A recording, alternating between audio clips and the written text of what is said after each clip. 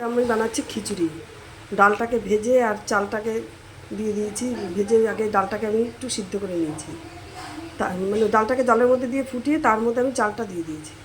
এখন এটাই যে খিচুড়ি আর বেগুন ভাজা করব, যেহেতু বৃষ্টিটাও পড়ছে। এই যে আর কিছু সেরকম করবো না, কারণ আমরা তো নার্সিংয়ে যাবো করে বৃষ্টির জন্য এখন যেতে পারছি না, একটু দেরি করেই যাব। ওই জন্য আমি আপনাদের সাথে রান্নাটা শেয়ার করছি। এবার আমি আলুগুলোকে এর মধ্যে দিয়ে দিচ্ছি, হলুদটা দিয়ে দিয়েছি।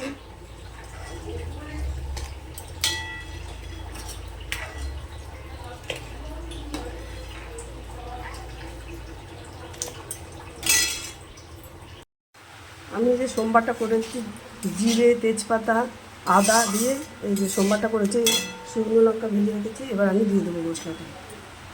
আপনাদের ভালো করে আমি ভিডিওটা করতে পারছি না, কারণ বারবার আমার ফোন আসছে।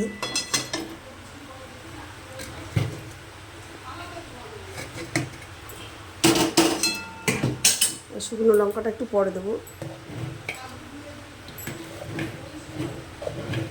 আজকে যদি পারি অবশ্যই আপনাদের সাথে বাচ্চাটাকে দেখাবো, কেননা দুদিন ধরে মানে কালকে হওয়ার পর থেকে শর্মিষ্ঠার কাছে বাচ্চাটাকে এখনও দেয়নি।